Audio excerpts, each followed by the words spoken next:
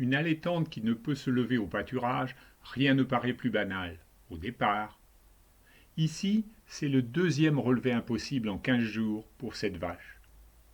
Un problème collectif de maigreur existe, et surtout, la fièvre est inhabituelle. Tout ça m'a fait penser que c'était un cas bizarre sous ses allures banales.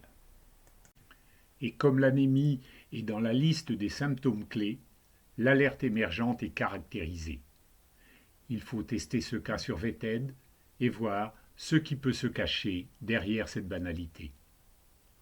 On choisit, diagnostic avec examen complet, on précise que la malade est une allaitante en pleine lactation, que le signe d'appel est un relevé impossible. Après avoir indiqué l'âge de la malade, il faut signaler sa maigreur.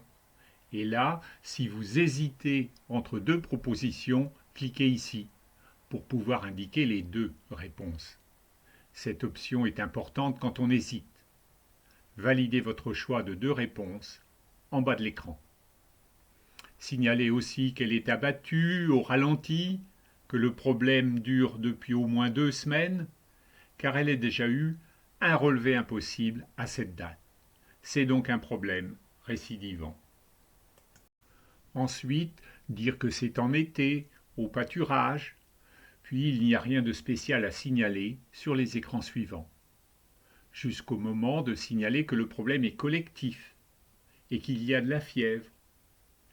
Pour la suite de l'examen clinique, peu de choses à signaler au départ, si ce n'est une diarrhée intermittente qui n'a guère inquiété l'éleveur. Il est important de noter que la muqueuse vaginale est bien pâle, comme la conjonctive, quelques questions plus loin. Plusieurs réponses normales sur les questions suivantes.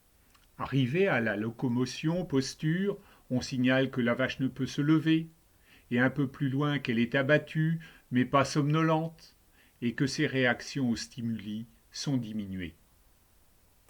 Finissez rapidement, car on n'a pas fait d'analyse d'urine sur bandelette.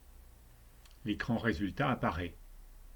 Il montre en numéro 1 une suspicion de trypanosomiase de type SURA, assortie d'une alerte rouge, et aussi d'un bon score de concordance.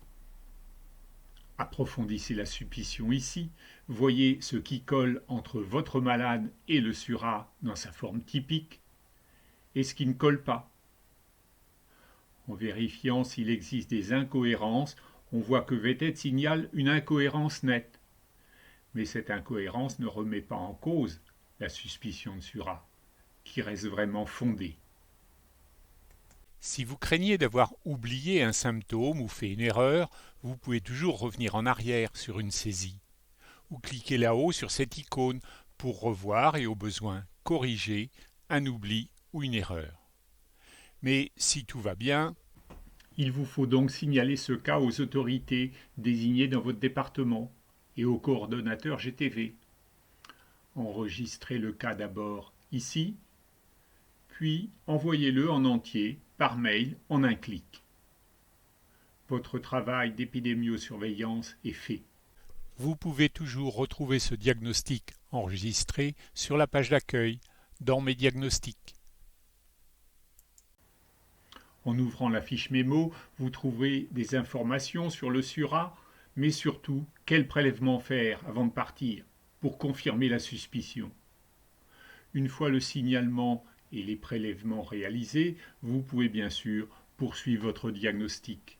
Essayez d'abord d'explorer la piste diarrhée.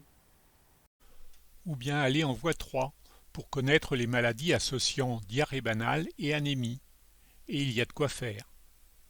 Vous êtes le seul pilote du diagnostic, avec quelques capacités augmentées par l'utilisation de l'outil VETED, que vous êtes bien parti pour maîtriser.